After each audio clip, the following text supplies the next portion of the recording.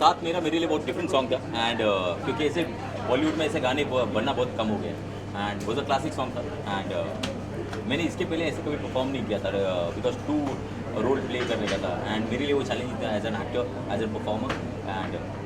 वो मैंने देखा और मैं खुद ही ऑब्वियसली नर्वस था खुद को भी लेके नर्वस था आर्या के लिए भी लेके नर्वस था but after looking at the song I think बहुत अच्छा आउटपुट आया and I am happy for that so thank you so much अपने टीम के लिए and thank you so much Arya for having me ये आर्या के साथ में मेरा सेकंड वीडियो है इसके पहले मैंने हीरिया किया था that was amazing song and तभी मैं आया नहीं था तो sorry for that once again and yes that time also but yes और आई थिंक हमारा बॉन्डिंग तभी से बहुत अच्छा है तो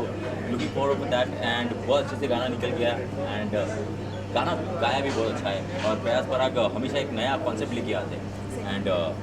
तो वो एक मेरे को अच्छा लगता है क्योंकि जब भी किसी को चैलेंज करने को कुछ मिलता है तो बहुत अच्छे से आता है एंड आई थिंक आप लोगों को उतना ही मज़ा आएगा जितना मेरे को मज़ा आया and looking for your comments तो प्लीज़ कमेंट करके बताएं थैंक्स आगे आपका एक्सपीरियंस कैसा रहा सुशांत के साथ? एग्जैक्टली मेरा एक्सपीरियंस भी सेम ही रहा है अपनी एज से और उसको हाफ करके वहाँ प्ले करना that is difficult actually and कुछ लोग इसको एक्सेप्ट करते हैं कुछ लोग नहीं करते हैं बिकॉज ये इस बैलेंस में एक balance banana it's tough thing so कोशिश की है कि हो जाए और आप लोगों को अच्छा लगे बस इतना ही है थैंक यू ऑल्सो स्कूल की कहानी आप लोगों ने बताई कितना नॉस्टैल्जिक फील किया आप लोगों ने अपनी लाइफ में और आई एम श्योर यहाँ पे जितने भी लोग हैं सबने कनेक्ट किया होगा अगर आप लोग बताएं कि कितना नॉस्टैल्जिक लग रहा था और ऐसा कोई किस्सा बचपन का जो आप शेयर करना चाहें हमारे audience से। जैसा आई थिंक ये जो डांस वाला सीक्वेंस है जहाँ पे मैं हर एक एक्टर को इमिटेट करता हूँ उसमें तो वो सीक्वेंस मैंने सीरियसली मतलब क्योंकि मैं चौल में रहता था और गणपति में डांस कर करके बैठा था तो इसलिए मेरे को ये सब बिहेवियर्स अभी भी याद है जो बैग घुमाना हो गया ये सब तो मेरे को तभी वैसा फीलिंग्स आ रहा था कि हाँ सुशांत ये तूने पहले किया हुआ है so I was very excited about that कि येस आ रहा है वापस आ रहा है एंड जो वॉचमैन को एक बुक देता है एंड आई थिंक ये ऑब्वियसली सब लोग ने किया होगा बिकॉज अपने पहले ऐसा नहीं होता था कि डांस मतलब बहुत अमेजिंग चीज़ था अभी रियलिटी शो आने के बाद सब लोग को ऐसा लगता है कि डांस करना चाहिए बट तभी हम लोग मारते थे चिल्लाते थे और मैं सेम तभी रिएक्शन देता था मैं को उल्टा हाथ दिखाता था तो उस टाइम पे वो मूवमेंट मेरे को ऐसा लग रहा था ये मैंने जिया है पहले और वो वापस ये वीडियो में वैसा जिया तो आई was very happy for that कि ये मूवमेंट मेरे को वापस फील करनी है अगर सेम चीज़ आपसे जानना चाहूँगा ऐसा कोई किस्सा जो याद आता हो? हाँ एग्जैक्टली बिल्कुल मैं एक मुस्लिम फैमिली से हूँ तो हमारे यहाँ स्कर्ट को बहुत ही ये मानते हैं लेकिन मैंने +2 मेरी स्कर्ट में ही करी है तो हमारा वो देख के वो पलों को जीना और इसको जीना तो मुझे सेम फीलिंग आया क्योंकि वहाँ पर रिस्ट्रिक्शन थी और यहाँ मुझे खुल के इसमें खेलने के लिए मिल रहा था that was very beautiful feeling for me because कोई रिस्ट्रिक्शन नहीं है खुल के जियो खुल के खाओ वैसा है कि हम हैं जहाँ से भी चाहे हम सपने देख रहे हैं यहाँ के वहाँ के फाइनली बाय दिस हमने डन किया कोशिश शूट जो है 5 घंटे में हुआ लेकिन प्रिपरेशन के लिए कितना समय लगा और थोड़ा सा बताएं कि वो प्रोसेस के बारे में अगर शेयर करें। प्रिपरेशन में भी बस उतना ही समय लगा जब तक हमें वर्दियाँ दी गई हमारी स्कर्ट्स एंड हमारा जो स्कूल अटायर था उतना ही टाइम लगा बस पहन के हम बच्चे बन गए ये हो गया हर किसी के अंदर एक बच्चा एग्जैक्टली और वो कभी कभी निकलता है सो जस्ट ट्राई था हो गया जैसा हर एक्टर का एक प्रिपरेशन होता है हर गाने को लेके तो जब भी मेरे पास भी गाना है तो मैंने भी ऑब्वियसली कुछ गाने ऐसे देखे थे लाइक रांझना एक फिल्म है जो वो फिल्म मैंने देखा था यस धनुष को लेके तो मुझको तभी कॉन्फिडेंस आया कि yes if he can do it then obviously I can do it so मैंने वो एक रेफरेंस रखा था एंड ऑब्वियसली प्रिपरेशन होता है बट वो फिजिकली नहीं होता है लाइक मेंटली होते रहता है when you look at it and वो फिजिकली पीछे तभी होता है जब भी कैमरा स्टार्ट होता है एंड आपको मालूम नहीं रहता कि वो कभी कैसे छपने वाला है करके तो आई was very excited and nervous about that but after looking at it I was very happy तो फाइनली लोग गाना देखने वाले हैं क्या क्या अपील करना चाहेंगे ऑडियंस से आप लोगों को उस बारे में? बस भाई इतनी अपील होगी आप लोगों से हमारे गाने को लाइक कीजिएगा और बहुत शेयर कीजिएगा और अच्छे अपने जेन्युइन कमेंट्स हमें दीजिएगा हमने कोशिश की है बड़े से बचपन में आने की so please enjoy this thing and thank you so much for everyone मैंने बहुत सारे गाने किए हैं as a dancer as a performer but ये मेरे लिए बहुत डिफरेंट सॉन्ग है सो प्लीज़ उतना ही प्यार देना जितना बाकी सब डांस को दिया है बाकी परफॉर्मेंस को दिया है बिकॉज आई नो कि ये कुछ डिफरेंट है एंड मेरे लिए भी चैलेंजिंग था एंड आपके लिए भी चैलेंजिंग हुआ to accept it but please accept it क्योंकि बहुत मेहनत की हम लोगों ने it's not easy to live that life and वो भी 5-6 घंटे में हम लोगों ने शूट किया है मैं बार बार ये इसलिए बोल रहा हूँ बिकॉज सिर्फ हम लोग दोनों दिख रहे हैं अभी, बट उसके पीछे जो टेक्नीशियंस होते हैं लाइक प्रयास, पराग, हमारे DOP सर हो गए, मेकअप आर्टिस्ट हो गए, आर्ट डिपार्टमेंट हो गए, ये सब टीम दिखाई नहीं देती है, बट इन लोग सबकी मेहनत है। तो और जब लोग सब लोग साथ में मिल जाते हैं तभी ऐसा 5 घंटे में कुछ मैजिक हो जाता है। So yes, please like it, share it, subscribe it. Lastly Arya, यहाँ पर हमने देखा कि कुछ गाने अनाउंस भी किए गए, अगर उस बारे में बताना चाहें ऑडियंस को, कितने गाने और क्या आने वाले हैं? बिल्कुल, हमारे 6 गाने और आने वाले हैं, ये तो आने वाले हैं। उसके अलावा भी हम प्रिपरेशन में हैं, तो हम म्यूज़िक को थोड़ा आगे लेके जाना चाहते हैं। और रहा इस एल्बम का सवाल, इसके बाद हमारे 6 गाने अलग अलग कास्ट के साथ हैं, बस उनमें उनके साथ कास्ट में ही की गई हूँ। एंड थैंक यू फॉर मेरे डायरेक्टर, जिनको लगता है मैं कर पाऊँगी और हो जाता है। एंड बस यही है कि अच्छे गाने हैं और ऐसा कुछ रिजल्ट उनमें भी आपको देखने मिलेगा। और एक छोटी सी हमने कोशिश की है, बस आप लोग मिलकर उसे बड़ा बनाएंगे। And thank you so much, आप लोगों से इतनी उम्मीद हम लोग करते हैं और ये अच्छी उम्मीद है और हम इसका अच्छा रिस्पॉन्स आप लोगों से चाहते हैं। Thank you so much. Thank you so much. सबसे पहले क्या कहना चाहिए इस गाने के बारे में? जैसे हमने एक्टर से भी बात की, बहुत नॉस्टैल्जिक लग रहा था यहाँ पर जो भी खड़ा था गाना देखते हुए। आप लोगों के बारे में आप लोग बताइए कि कितना नॉस्टैल्जिक लगा और कैसा एक्सपीरियंस रहा? तो जब हम लोग ये कंपोज कर रहे थे, मैं और मेरा partner Yash, my brother also, तो काफ़ी मुखड़े पहले तो हम लोगों ने रिजेक्ट की, क्योंकि जो बेस्ट होगा वही डिलीवर करने की कोशिश करते हैं। और फिर हमने पहले कंपोज किया, फिर इरशाद बलाल जी ने इसे बहुत अच्छा लिखा, फिर थैंक्स टू हिम ऑल्सो। फिर जब हमने एक स्केच बना लिया तो उसे पेंट करने हमने अमन भाई को फ़ोन किया, एंड थैंक्स टू हिम कि वो एक फ़ोन पे आ गए। एंड दूसरी बात, पराग भाई की बहुत अच्छी तारीफ है कि इन्होंने मुझे एक विजुअल कर दिया, पिक्चराइजेशन दिखा दी कि ये ऐसा होगा, तो अब आप गाना करो। तो जब किया, एंड आई एम हैप्पी कि इनको अच्छा लगा है, ये भी खुश थे। सो बस कंपोज करके बहुत अच्छा लगता है रोज़। अभी जो 5 गाने आ रहे हैं वो भी बहुत अच्छे हैं, सभी सुनिए, सबको प्यार दीजिए और 7/13 को जितना हो सके शेयर कीजिए, लाइक कीजिए, कमेंट्स कीजिए। बहुत मेहनत की हमने सब। And now I hand over to Yash जो मेरे पार्टनर हैं। हेलो। सो जैसे कि पहले मनार ने बताया कि पहले तो कई मुद्दे तो हम लोगों ने रिजेक्ट कर दिए, क्योंकि सबसे पहले तो पराग भाई दिखते हैं, तो इनको हम लोग को कई बार सेटिस्फैक्शन खुद को पहले मिलनी होती है। फिर कभी मुझे पसंद आता तो इससे नहीं पसंद आता, इससे पसंद आता मुझे नहीं आता, फिर हमें पसंद आता तो फिर कई बार डायरेक्टर के हम लोग पॉइंट ऑफ व्यू चलते हैं कि यार इन्होंने हम लोगों को विजुअल दिखा दिया। तो फिर सब करते करते हम लोगों ने जब एक कमाल का, जब हम लोगों को ऐसा लगा कि अब कुछ बात बनी है उसमें अप्रोचिंग, फिर उसको इरशाद भाई ने वर्ड्स दिए, तो बहुत ही अलग एक्सपीरियंस था। फिर डायरेक्टर साहब और जैसे कि मलार ने बोला कि अमन भाई की जब उसमें आवाज़ आई तो उस गाने में बोलते ना जो रूह की कमी थी, तो उस सोल ऐड हो गया था। और उसके बाद उसमें और 4 चांद नहीं 40 चांद लगते थे। फिर पूरा एक टीम बोलते हैं, तो आई होप आप लोगों को भी उतना ही मज़ा आए जितना हम लोग को क्रिएट करके आए। तो जस्ट लाइक करो, कमेंट करो। नाउ अमन भाई जी, आप क्या कहना चाहेंगे इस गाने के बारे में? जैसे हाँ जी, सिमरन ने कहा कि बहुत मेहनत लगी है इसके पीछे, बहुत सारे वर्जन्स को रिजेक्ट भी किया है। थोड़ा सा बताइए आपका एक्सपीरियंस कैसा रहा इस गाने का? नहीं, आई एम श्योर, क्योंकि जैसे मुझे बात नहीं पता थी जितने उन्होंने वर्जन बनाए टुकड़ों के, और होता है क्योंकि जब आप इतने खुद से अपने लिए बहुत सारे हाई स्टैंडर्ड्स होते हैं कि आपको एक ब्रीफ दिया डायरेक्टर ने,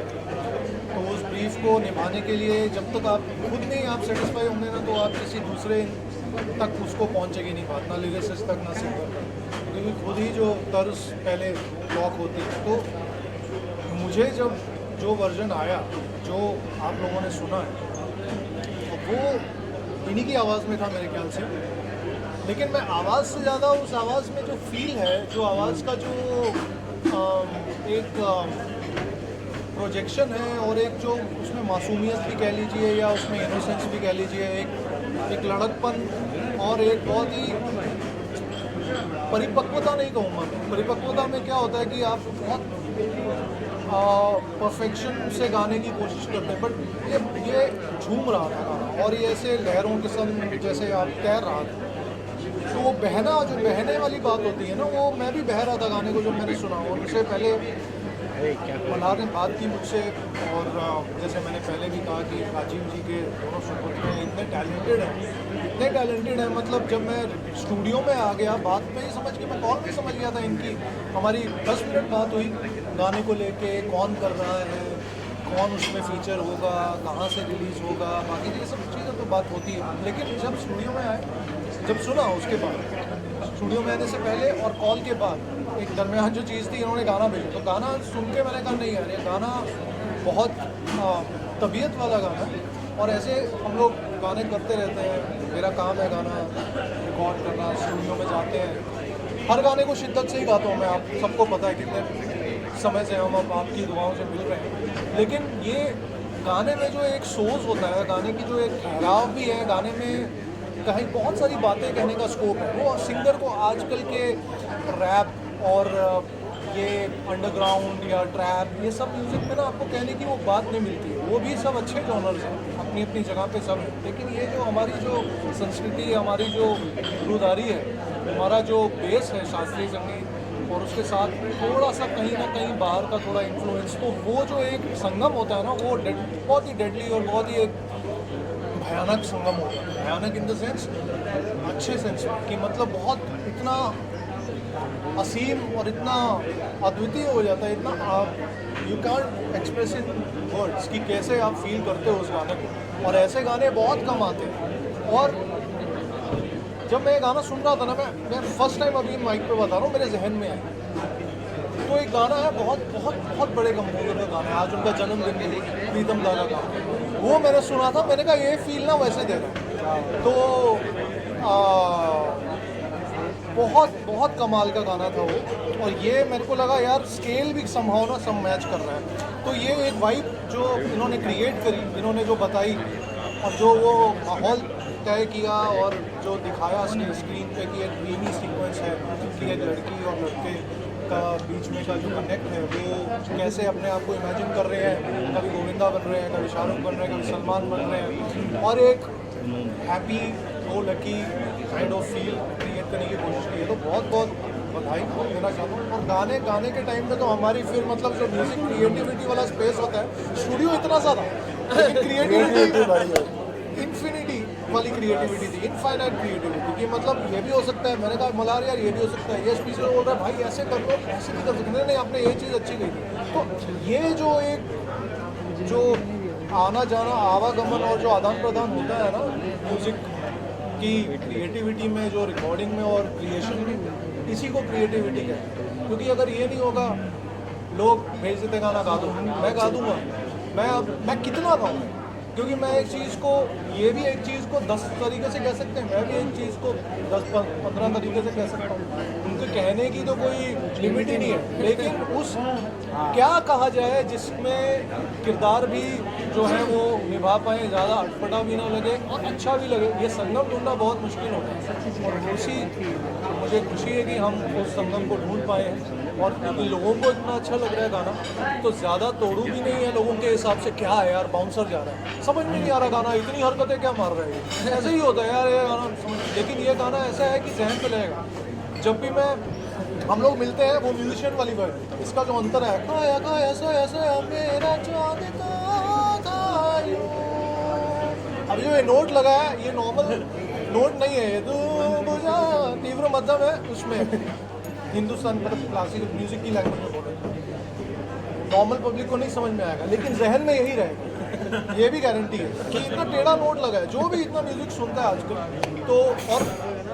उन लोगों के लिए अंतरा है जो गूढ़ समझते हैं, जिनमें कीड़ा होता है, नहीं यार कुछ अलग सा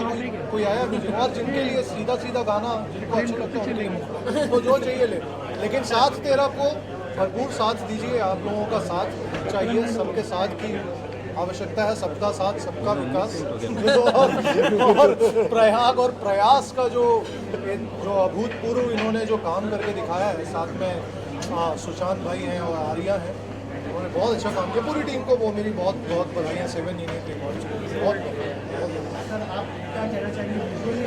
आपने कहा कि बहुत ही अच्छा है, वीडियो में इतना अच्छा दिखाना ज़रूरी था, क्या चैलेंजेस थे? देखो ये इस नॉर्मली जो भी एक फिल्म बनती है या फिर म्यूज़िक वीडियो बनता है, वो जिस दिन हम सोचते हैं, जिस दिन वो लिखा जाता है लिरिक्स से, उसी टाइम से चैलेंजिंग शुरू होता है। बिकॉज वहाँ से उस तरीके के वर्ड्स का सिलेक्शन, फिर म्यूज़िक डायरेक्टर्स के लिए चैलेंज होता है कि वो जो लिखा है उसको बखूबी उस तरीके से ट्यून करें। फिर बड़ा चैलेंज होता है सिंगर के लिए कि जो कंपोज हुआ उसमें वो उनकी कितनी क्रिएटिविटी डालें। और जैसा अमन भाई ने बताया, मैं एक इंसिडेंट शेयर करूँगा कि इससे पहले भी हमने काफ़ी गाने रिकॉर्ड किए हैं, अलग अलग सिंगर्स के किए हैं, और जो सब बता रहे थे, बट होता है नॉर्मली लोग अपना काम करके निकल जाते हैं उनकी बिजी लाइफ में, बट जो कलाकार होता है, सच्चा कलाकार, वो अपने काम को सुनता है और वापस से सोचता है नहीं इसमें और कुछ बेहतर हो सकता है। तो उन्होंने मिक्सिंग में जा कर के अपना इनिशिएटिव दिया और यश मल्हार के साथ बैठे और बोला मिक्स में मुझे कुछ गड़बड़ लग रही है, एक बार मैं आता हूँ पर्सनली। अदरवाइज़ इनका काम तो तभी ख़त्म हो गया था जब इन्होंने गाना डब किया था, बट ये मिक्सिंग में भी बैठे और जिस तरीके से गाने में चेंजेस आए मिक्स के, ये कलाकार जो होता है जिसके अंदर जज्बा होता है कुछ कर दिखाने का, वो चीज़ मुझे अमन भाई के अंदर लगी है। तो बस जब इस तरीके के लोग साथ देते हैं तो साथ तेरा बहुत अच्छे तरीके से बनता है। बहुत सारे लोगों का इसमें हाथ है। यूट्यूब के जो आप डिस्क्रिप्शन देखेंगे उसके अंदर ये बहुत सारे लोगों की मेहनत है। वैभव, स्वप्निल जिन्होंने इसको शूट किया है, पोस्टर जिसने डिज़ाइन किया है, वो मिंकू क्रिएशन, ये आप देख सकते हैं पीछे इतने लोगों का साथ है, तभी जाके ये साथ तेरा क्रिएट हुआ है। सुशांत और आर्या ऑफकोर्स जिन्होंने इस मेरे इमेजिनेशन, मेरे विज़न को फुलफ़िल करने के लिए बखूबी साथ दिया है। प्रयास जिसने मेरे साथ में डायरेक्ट किया है वो अभी यहाँ पे नहीं है, बट एवरीवन जो भी इस गाने का, इस प्रोडक्शन का पार्ट रहा है, उनको थैंक यू सो मच। बस गाना ऑलरेडी रिलीज़ हो गया है, आपका प्यार देते रहें। Thank you everyone, thank you.